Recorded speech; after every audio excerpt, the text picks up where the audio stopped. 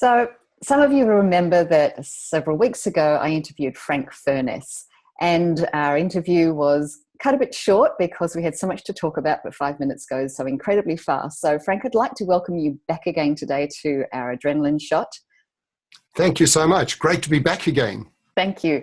And for those of you who didn't see that earlier video, Frank is an expert in sales and technology speaking and social media. And we were talking last time when Frank was with me around things like, what to go onto a website, what kind of social media platforms to use, and as well as YouTube. So I thought we might try and pick up a little bit where we left off, Frank. You were talking about what are the most important factors for a website, for a company to consider with their website? Okay, again, it's all about that user experience. When somebody comes on there, straight away, what is the look and feel like? Is there video? Is it visual? For Google, is it findable? Because you can have the best website in the world. If you're on page 2 of Google, you're dead. Also, is there a call to action? Nothing frustrates me more than going onto a website and I can't find the phone number. Put it up in the top right-hand corner where people can see it. Right above the phone number, put call now. That's a call to action. Otherwise, they just see the number over there. Put in an email address so people know they can contact you. Again, such a frustrating thing when I go into websites and I just can't find an email address. Video, huge. Just please get videos onto every page of your website. It is amazing. And then also make it easy to navigate. 1 or 2 clicks anywhere and speedy. If you get one of those websites and it loads like that, you just out of there straight away. But the biggest thing is just keep getting fresh content onto there. If there's no new content, why should your customers come back? But more importantly, why should Google come back? Yeah, exactly. And so what kind of fresh content would you normally put into a website? So I do once a week, I do a video and I do an article. Now, everything I do, I think Google. So the article goes on to Blogger, which belongs to Google. I then take it and I spin it, which means I make it into a new article, same sort of content, but new for Google again. Put that onto my website. I then spin it again and I put it onto LinkedIn because I always think about a little thing called COPE. Create once, publish everywhere. You can take one piece of information. There's 3 articles going into 3 different places there. You can turn it into a video that can go onto YouTube, Vimeo, and Facebook. So virtually 10 places for one piece of information. So I always have new articles and I always try to have a new video going on once a week as well. But a lot of people say, I just don't have time to do that. Put aside 1 day a month, which is content creation, where you just create those videos and articles, and now you can drip feed them. Okay, so I've got a couple of questions for you there. In terms of, and I told you I'd do this again, didn't I? I forgot to put the timer on. So I get so carried away here that I completely forget. It's all right. So you're going to get an extra bit of 5 minutes. Now, I probably forgot my other question now, but in terms of content creation, where do you get your ideas from? So what is it that you decide you're going to make a video about, for instance? Well, there's so much new content going out there. I read a lot of articles every day. I subscribe to a lot of newsletters. And as soon as I find something interesting, I think, oh, that sounds interesting. Let me go. I read the article, study it a bit further. And then I say, well, that'll make a great video. So, and then I start thinking, get a few other things together. So there's so much information out there, but there's even sites where, let's say I want to do some social media or YouTube content. I can just type in the words and it'll bring up a whole lot of articles, a whole lot of ideas for me. But I've just got ideas coming out all the time. I'm busy creating an online course with 150 videos at the moment. Okay, wow, that's some serious content creation. And so basically you're commenting, I'm guessing, or adding your spin on some of these ideas that you're reading about. Is that what you're saying? Yeah, that's right. Okay. And then I also do a lot of videos on Meet the Experts, and they give me ideas, and from that again comes articles and other videos. Okay. And that reminded me, now that I've said the word put your own spin on it, that was the other question that I had for you. You were talking about spinning articles. Is there a particular piece of software that you like to use for that? Well, I tell you what, the world's best kept secret is a place you can go to called Fiverr, Fiverr, and you most probably know about that. So I just go there. I send my article over there. I find some really good people, and for $5, I get it spun in about 100 different versions. Okay.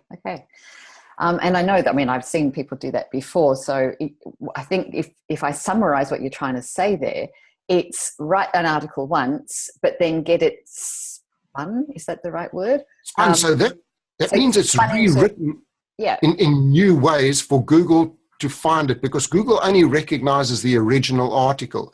So if you then put that same article on all the other social media sites, it's not going to help you at all for search engine optimization. Right. Okay. And so obviously video is very important to you, putting online content on. And I know while we were chatting earlier, you were telling me that you've got a studio in your house in Orlando. Maybe you just want to talk us through how we can do video, and of course live stream video now is important. We were talking about that in the earlier interview about Facebook Live and YouTube Live. So what would someone need to live stream video or do a reasonable, video content that they could pop up on a website that looks professional? Okay, so get the best equipment you can, but a lot of people can't afford that, or they don't have the experience yet. I mean, your iPhone is great. It doesn't have a great zoom, so you can actually buy a little zoom lens that you can just screw onto this, and you now have a 10 times zoom lens for your iPhone. The sound is not that great on the iPhone, so you buy a brilliant Australian microphone called Rode, R-O-D-E, and that just plugs in there.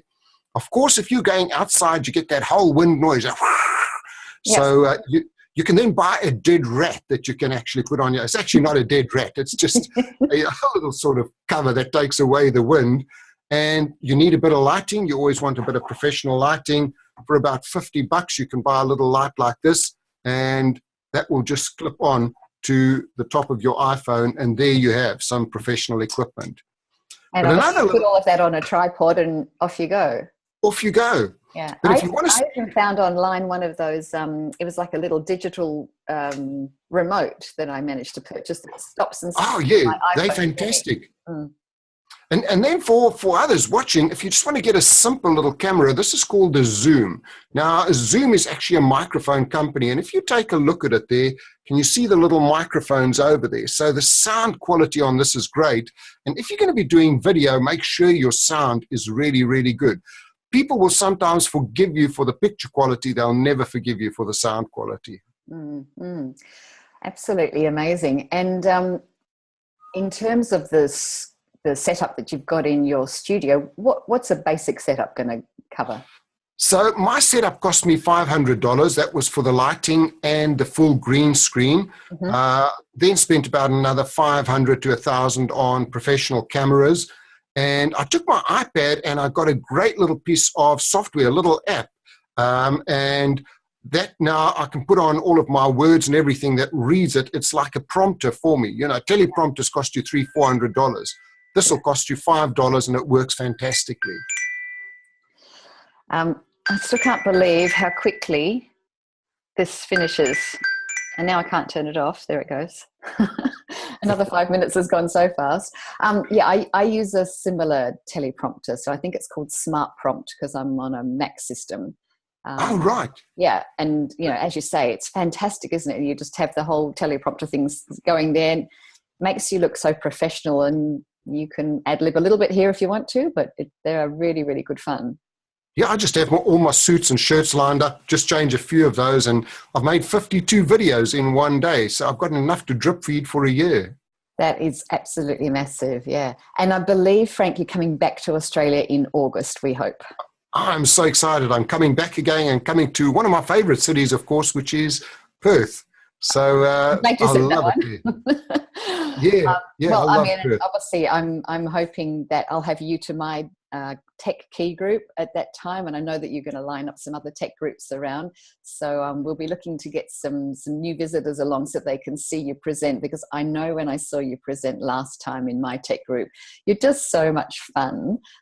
You make everybody have a really good time, and talking about people's videos, you get them really, really inspired and enthusiastic about doing something in this new digital age. I really look forward to welcoming you there. I'm looking forward to that, and also celebrating afterwards with a great Perth beer, which of course is my favorite little creatures. Oh, okay. I didn't know that.